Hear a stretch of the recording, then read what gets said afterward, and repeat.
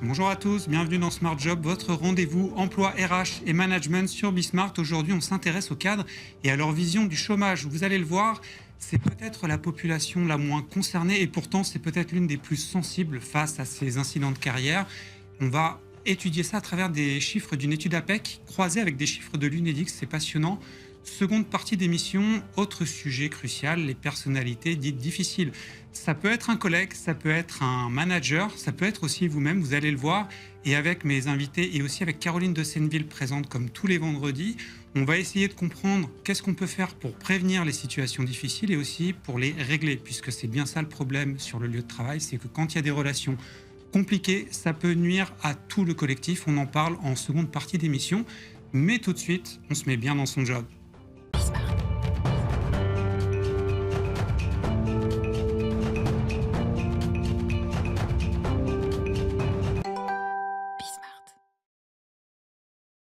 Est-ce que les cadres s'inquiètent d'être un jour au chômage?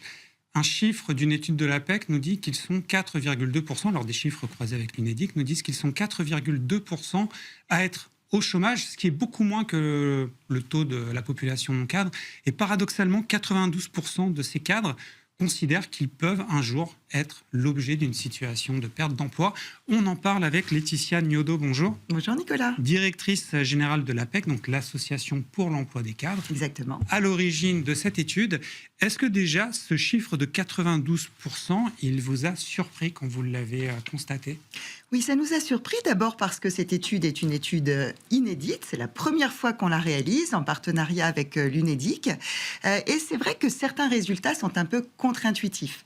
Vous l'avez dit, les cadres sont clairement moins exposés que les autres catégories de salariés au chômage. Le taux de chômage des cadres du privé, j'insiste bien là-dessus, les cadres du secteur privé, est de 4,2%. C'est le plein emploi. Plus de deux fois inférieur au taux pour les non-cadres. Et en effet, en deçà de 5%, on peut considérer que pour les cadres, nous sommes en situation de plein emploi. Et ça depuis plusieurs années.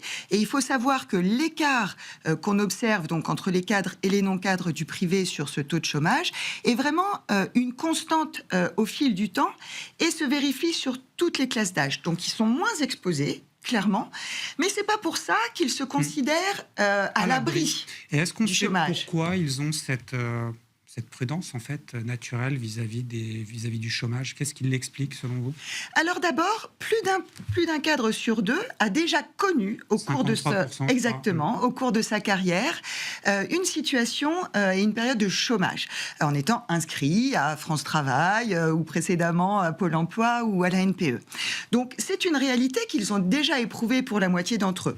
Alors pour les autres catégories de salariés, c'est plutôt les 2/3, hein, donc c'est en effet moins répandu, mais c'est une réalité pour la moitié d'entre eux. Clairement, 9 cadres donc plus de 9 cadres sur 10 considèrent que tout cadre peut, à un moment donné, dans sa carrière, être confronté à cette situation de chômage, et même, encore plus marquant, un cadre sur 4, 25% d'entre eux, considèrent que le risque d'être au chômage personnellement, dans les 2 ans à venir, est très probable. Et ça, c'est un chiffre équivalent à celui des autres populations. Donc, ils sont moins exposés, mais ils ne sont pas moins inquiets, ni moins conscients de la situation du marché du travail actuellement. Et j'ai vu une autre info qui est intéressante, c'est la conséquence de cette situation de chômage.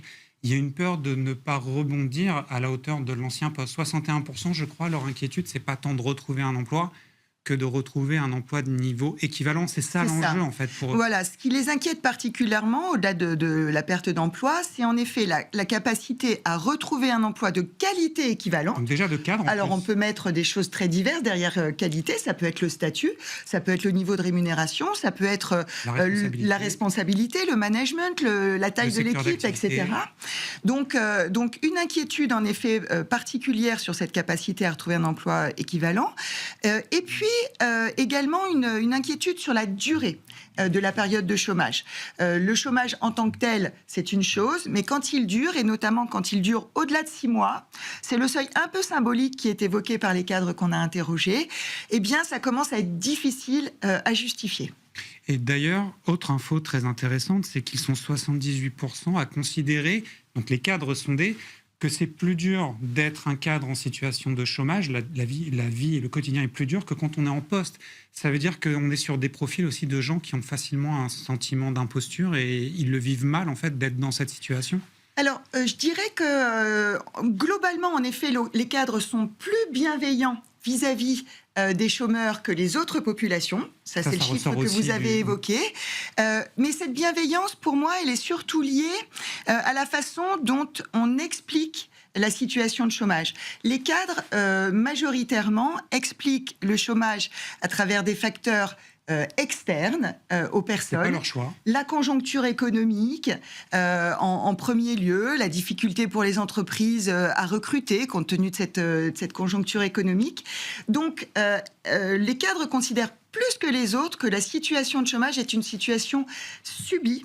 Ça, c'est vraiment très important. Et moins lié à des explications individuelles, personnelles, qui sont plus mises en avant par les non-cadres, comme le manque de volonté à travailler, le droit à la paresse peut-être, le montant des indemnités, qui sont plus souvent mis en valeur par les non-cadres. Et c'est vrai qu'il y avait on va dire, ce mythe-là à la période juste post-Covid, où certains profiter de leur chômage. En tout cas, il y avait ce mythe-là que certains n'allaient pas rechercher du travail avant d'arriver à 3 mois de la fin de leurs droits.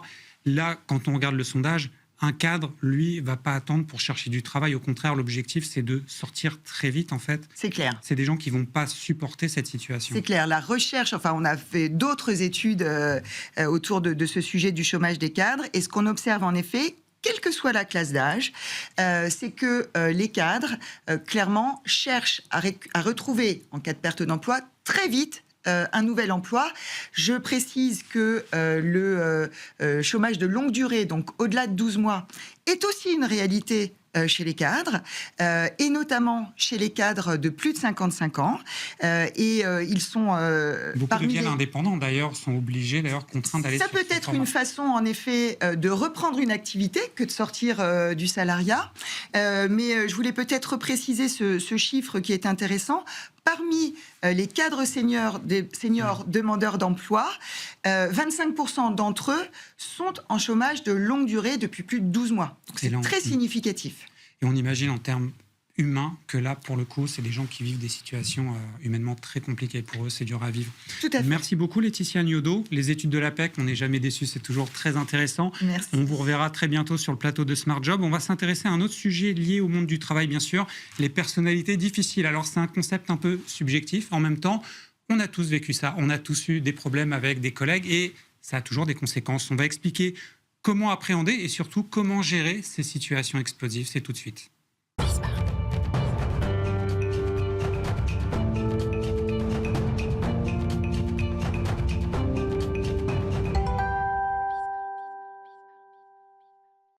A priori, on a tous connu ça, un collègue ou une collègue difficile, sans forcément savoir si c'était pas nous, plutôt la personne qui posait problème. C'est un sujet de subjectivité, mais un sujet omniprésent dans quasiment toutes les entreprises. Comment travailler, comment manager ou comment se faire même manager par une personnalité difficile. Et on va en parler aujourd'hui avec mes intervenants. Émilie Méridienne, bonjour. Bonjour Nicolas. Avocate en droit social, habituée des antennes de Bismart, notamment de la séquence Smart et Réglo sur nos réseaux sociaux. Vous allez nous donner des éclairages juridiques parce qu'il y aura besoin parfois de remettre un peu l'église au centre du village sur un tel sujet. Jean-François Vier, bonjour. Bonjour. Je crois que c'est une première pour vous dans Smart Job, co-dirigeant de Trajective. Trajective, c'est une entreprise de coaching, c'est ça? Donc d'accompagnement surtout des dirigeants, des managers. Et de leurs équipes.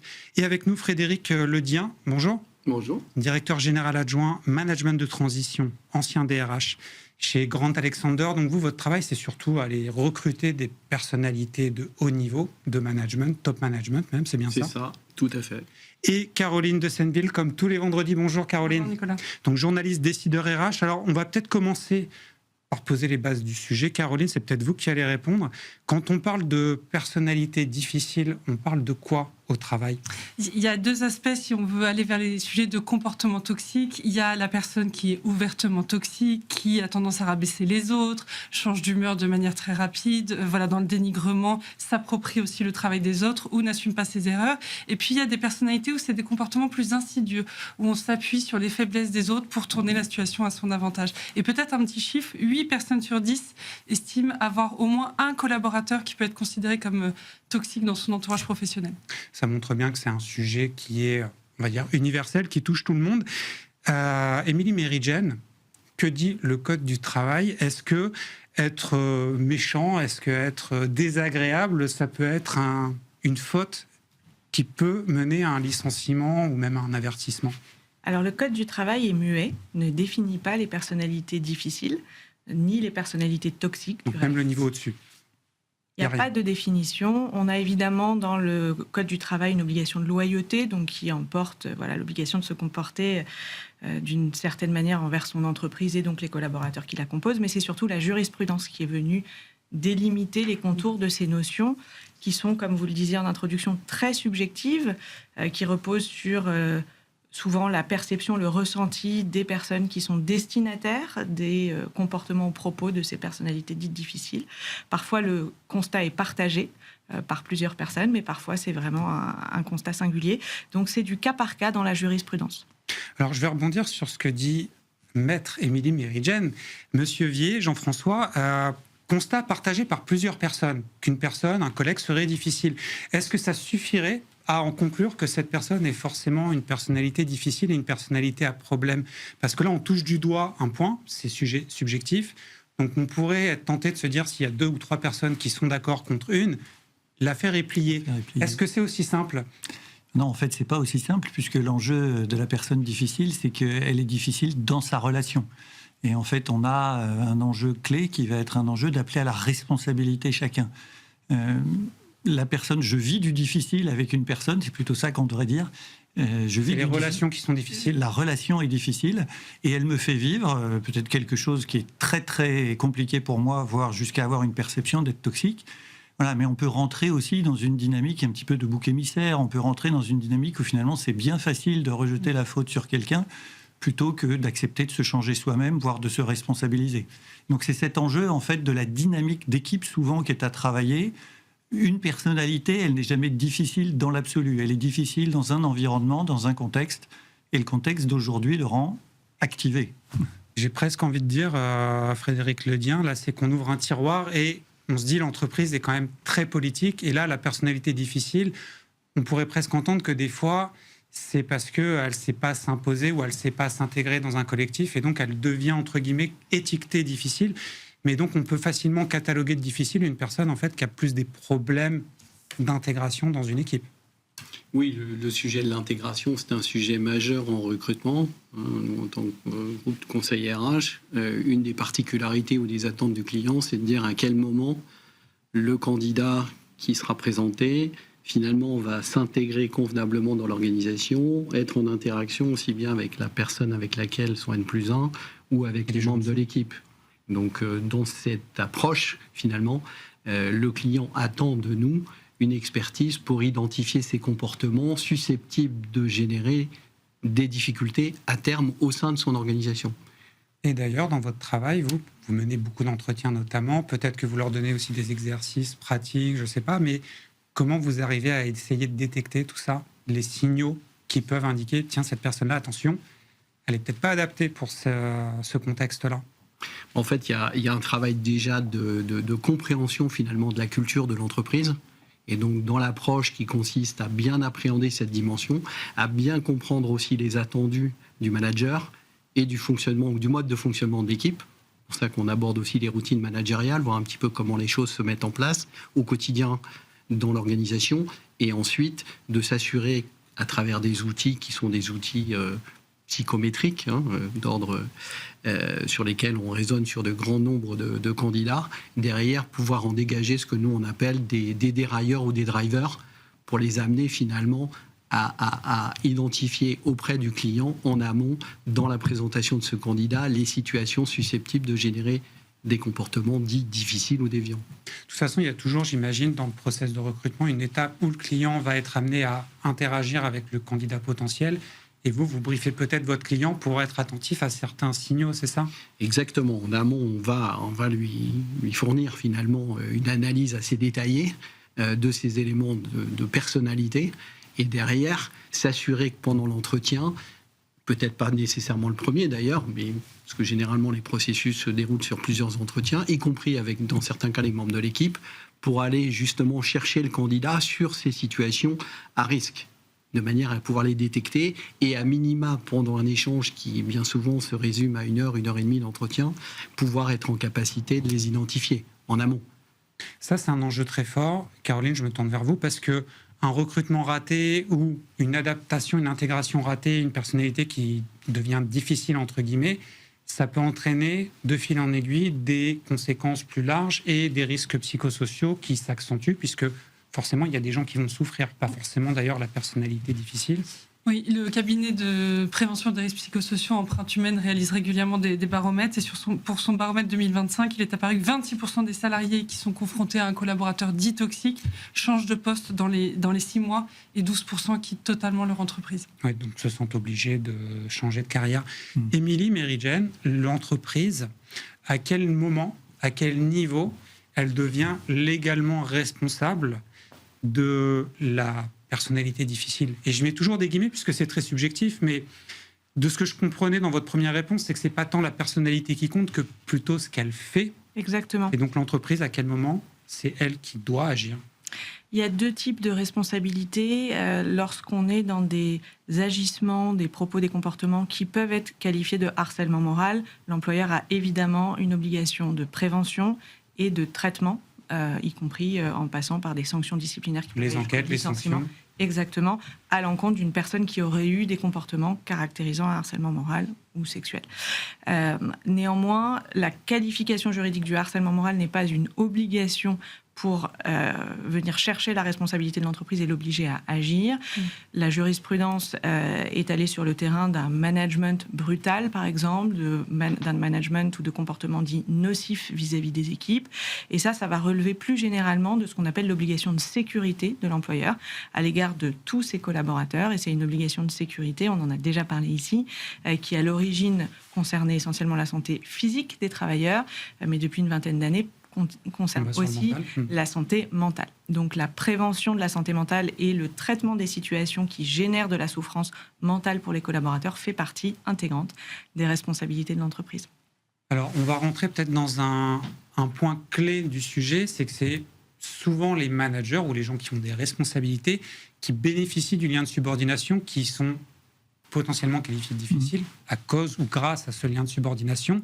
Vous, Jean-François Vier, dans votre accompagnement, est-ce qu'il y a des tiroirs, des activités pour essayer d'aider ces managers, ces dirigeants à ne pas être difficiles, à ne pas être toxiques et à avoir un management peut-être moins brutal parce que, mine de rien, c'est quand même utile pour l'entreprise d'avoir des gens qui se sentent bien. Clairement, aujourd'hui, en fait, avec l'incertitude dans laquelle on vit, on va pas se lancer dans les poncifs, mais vraiment, en fait, toute l'anxiété, on sent que l'anxiété générale monte, et en fait, donc l'environnement dans lequel on vit, y compris des modèles de leadership qu'on peut voir dans certains pays ou autres, avec des modèles assez brutaux, des retours du masculinisme, etc., pourrait donner des autorisations à certains.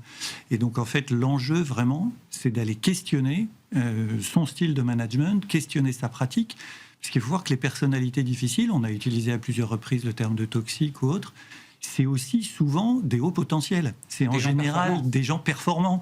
Et donc aujourd'hui, ce qu'on vit avec le monde dans lequel on vit, c'est plutôt, avec la recherche de performance, on est plutôt sur une dynamique où on cherche à faire une course de Formule 1 avec les meilleurs pilotes, les meilleures voitures, mais on veut la faire en relais pour tenir compte de toutes les parties prenantes. Et en plus, on le fait par temps imprévisible. Et donc là, c'est vraiment très compliqué. Et donc ça va activer les gens. Et pour répondre directement à votre question sur qu'est-ce qu'on peut faire pour prévenir ça, l'enjeu, en fait, déjà, c'est d'aider les gens à se comprendre eux-mêmes.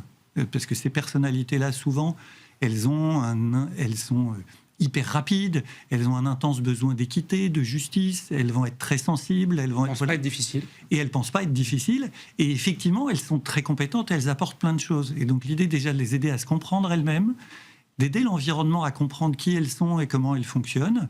Vous le disiez tout à l'heure, ça peut être éventuellement avec des tests d'équipe, ça peut être avec organiser des conversations au sein de l'équipe. Du team building aussi, ça c'est censé servir à ça. Voilà, alors au-delà, le team building est une première étape. Nous, on n'aime pas trop, on préfère faire du team coaching, c'est-à-dire prendre sur la durée, puisqu'en fait, l'enjeu, c'est de voir la personne pas dans une salle de réunion en faisant une activité sympa, c'est de la voir vraiment au boulot. Dans son quotidien. Dans son quotidien, en tant que leader et producteur de valeur ajoutée. Et donc, l'enjeu, c'est d'exposer les gens à ça, de les aider à se responsabiliser, les aider à poser leurs besoins, les aider à clarifier ce qui est difficile pour eux et ce qui ne l'est pas, leur donner les mots. Vous voyez, tout ça qui va permettre en fait à chacun de se responsabiliser, de devenir acteur et auteur de la relation. Frédéric Ledien, là, quand on écoute Jean-François Vier, on sent que la première réaction, il est urgent de ne pas sanctionner la personnalité difficile. Quand on constate que quelque part, il y a une relation difficile, des complications, c'est quoi les premières bonnes questions à se poser pour essayer de déminer ? À mon sens, c'est là que le rôle de la fonction ressources humaines prend aussi sa dimension. C'est de dire, finalement, la réponse, elle est souvent plurielle. Elle n'est pas uniquement chez le manager, elle n'est pas uniquement chez le collaborateur. Il y a cette interaction, il y a aussi les membres de l'équipe, et puis il y a le cadre posé par l'entreprise. Toute la structure d'entreprise au-dessus. Voilà, donc c'est pas immédiatement, on va dire, sortir un arsenal juridique pour les sanctionner ou derrière déclencher une phase de coaching pour améliorer, j'allais dire, radicalement la situation dans un temps court. En fait, c'est des choses qui se posent aussi avec le temps. Alors après, ça dépend du type de comportement. On sait qu'il y a des comportements sanctionnables et sur la base du Code du travail, c'est assez rapide. Voilà. Mais après, il y a des choses qui sont beaucoup plus subtiles et pour lesquelles il faut travailler aussi dans la durée. Et cette phase, je pense que c'est les managers, principalement eux, qui sont la cheville ouvrière de ces modifications dans le temps. Et c'est davantage auprès de ces acteurs-là dans l'entreprise qu'il faut concentrer son action. Parce que derrière, on sait bien qu'un manager qui va bien, c'est une équipe qui va bien. Et alors même que toutes les études montrent que les managers se sentent isolés, que certains se plaignent de ne pas être assez formés. Donc voilà, c'est un maillon indispensable qui est parfois un peu délaissé. Et dans les organisations aujourd'hui, avec la montée d'un certain nombre d'outils, finalement, on a peut-être tendance un peu à avoir une organisation un peu plus horizontale que verticale. Et donc, ça rend encore un petit peu plus difficile, finalement, le positionnement des managers qui, dans cette équation, trouvent plus complètement leur positionnement. Dans ce que vous évoquez, il y a une notion qui est importante, c'est que c'est parfois aussi la culture globale de l'entreprise qui peut créer ce contexte. Tout à l'heure, on parlait de gens, de personnalités difficiles qui sont aussi performantes. On parlait de masculinité, mais ce n'est pas forcément que des hommes qui portent la masculinité toxique parfois. L'idée de performance, d'être un winner et donc concurrent finalement de ses collègues, ça peut être le cas dans certaines entreprises. Est-ce que ça vous arrive dans le cadre de votre travail, peut-être de dire à vos clients, attention, mais là, dans votre pratique, le problème, ce n'est pas tant le candidat que la culture que vous instaurez qui peut poser problème parce que c'est une culture qui crée de la confrontation, en fait. Il y aura forcément des accrochages. Oui, alors c'est là où je reviens à la culture d'entreprise. C'est-à-dire qu'est-ce qu'on met en avant en termes de valeurs et de pratiques au quotidien qui vont quelque part un peu, j'allais dire, promouvoir ce type de comportement, franchir des lignes blanches ou des lignes rouges. Et donc, par définition, c'est important, c'est pour ça que je te parlais du travail en amont, d'identifier ces marqueurs de la culture et les partager aussi avec le candidat. Parce que l'idée, c'est de ne pas aller vers un résultat qui soit insatisfaisant et que le candidat se sente d'emblée dans une situation, excusez-moi, de chose-trappe, alors même que derrière, il avait l'ambition de prendre de nouvelles responsabilités, de découvrir un nouveau secteur d'activité. Donc il faut qu'on soit vigilant. Et puis en miroir, vis-à-vis du client, c'est de lui dire, attendez, si on a déjà une situation où vous avez connu un fort turnover sur ce type de poste, finalement, analysons ensemble quels sont les paramètres qui ont conduit à cette situation et derrière, essayons d'y remédier. Donc on a effectivement des outils pour accompagner, que ce soit à titre individuel ou collectif, ce genre de problématique. Alors, j'aimerais pas qu'on donne l'idée que la personnalité difficile ou la personnalité toxique soit forcément le ou la chef, parce que c'est pas toujours le cas, et notamment dans le cas où ce serait l'un des subordonnés qui serait compliqué pour X ou Y raison. Émilie Mérigen, un manager ou un patron face à une personnalité très difficile, on va rajouter le trait, il y a quoi comme arme, comme outil pour pouvoir réimposer certaines règles, réimposer un certain cadre? Alors ça arrive plus souvent qu'on ne l'imagine dans la pratique, d'avoir dans des équipes des personnalités difficiles à gérer par les managers, et on a même parfois des situations de harcèlement dit ascendant, c'est-à-dire des managers qui s'estiment harcelés par un de leurs collaborateurs. Et il y a un pont qui est assez fréquent dans ces situations, c'est pas une règle absolue, mais entre le niveau de performance et souvent la sous-performance, et la manière dont le collaborateur va se manifester à l'égard de son manager, en refusant l'autorité, en refusant le feedback, en refusant de se remettre en question, va lui-même peut-être se considérer comme harcelé, alors qu'en réalité, il est simplement dans un lien hiérarchique qu'il n'assume pas. Qu'il refuse. Exactement, qu'il refuse. Et sans, encore une fois, faire de généralité, avec les plus jeunes générations, et une forme de tolérance à la frustration moindre, on va dire, que par rapport à la génération du dessus, c'est aussi des situations qui se développent. C'est-à-dire de voir vraiment des personnes rétives à l'autorité et qui vont devenir difficiles à manager pour le lien... Dans les conseils de prud'homme, vous constatez une recrudescence des cas de harcèlement ascendant des Gen Z envers leurs managers? En l'occurrence, je suis aussi conseiller prud'homal, et c'est vrai que sur ces 12 derniers mois, j'ai vu plusieurs cas dans lesquels des managers s'estimaient harcelés par leurs subordonnés, et ça peut être sanctionné au même titre qu'on a des obligations en termes de livrables et de production technique, on va dire. En tant que salarié, on a aussi des obligations en termes de savoir-être, et donc la manière dont on se comporte vis-à-vis de ses latéraux, mais aussi de sa hiérarchie, peut être sanctionnée si elle ne correspond pas aux standards de respect, de loyauté, d'intégrité, etc. Donc ça peut être appréhendé et sanctionné par un licenciement. Ça peut être une cause de justification de licenciement. C'est l'insubordination, je crois, le terme clé. Alors ça peut être de l'insubordination, ça peut être des abus dans la liberté d'expression, une manière de s'exprimer qui n'est pas compatible avec l'environnement de l'entreprise ou ses valeurs. Ça peut être parfois des agressions physiques ou verbales. Enfin voilà, on peut exprimer sa personnalité difficile de plein de manières. L'humain est créatif. De manière plus ou moins extrême. Exactement. On va bientôt s'arrêter là puisque le sujet est passionnant, mais le temps lui est limité. Jean-François Vier, imaginons un cas où vous avez compris en fait que c'était vous qui étiez dans l'erreur, ou enfin un de vos clients par exemple que vous accompagnez a compris que c'était lui qui avait un comportement à problème, et la personne peut-être qu'elle est de bonne volonté et a envie de changer. C'est quoi la première étape quand on a été difficile et qu'on veut apprendre à redevenir un collègue appréciable, apprécié et vivable au quotidien? La première étape, je dirais, c'est déjà la prise de conscience. Pour moi, on a fait déjà 60%, 70% du chemin. L'enjeu, après, c'est d'arriver à clarifier ses besoins et à les dire. On parlait des jeunes générations. Un des vrais enjeux aujourd'hui dans la dynamique de l'entreprise, c'est d'être capable de poser ses besoins sans exiger, mais sans se défausser. Et calmement. Et donc voilà. Donc déjà, c'est d'aider la personne, en fait, à dire, OK, mais qu'est-ce qui est important pour toi? De quoi tu as besoin? Comment tu vas pouvoir le demander aux autres? De quoi les autres? Qu'est-ce que tu projettes sur les autres comme besoin? Comment tu vas leur demander leurs besoins? Vous voyez, donc c'est vraiment... nous, on est vraiment sur le coaching du lien. Et voilà, c'est apprendre en fait à non seulement à être empathique, c'est-à-dire dans le ressenti, mais en plus à trouver les mots pour le dire et à développer sa responsabilité dans ce dont on a besoin. Il est urgent de rester calme et d'écouter les autres. On va dire ça comme ça pour conclure cette émission. Jean-François Vier, co-dirigeant Trajective, merci beaucoup d'être venu. Frédéric Ledien, directeur général adjoint, management de transition chez Grant Alexander. C'était une première aussi dans Smart Job. Merci encore. Émilie Mérigen, on se revoit bientôt forcément sur les antennes de Bismart. Caroline, semaine prochaine, forcément. Ce sera Arnaud Ardouin d'ailleurs qui sera de retour, le taulier. J'en profite pour remercier Émilie et Léa qui étaient à l'édition en régie, Charles à la réalisation, Alexis au son. Comme je le disais, le taulier Arnaud Ardouin est de retour la semaine prochaine. D'ici là, continuez à nous regarder sur la télé et aussi sur les réseaux sociaux. À bientôt.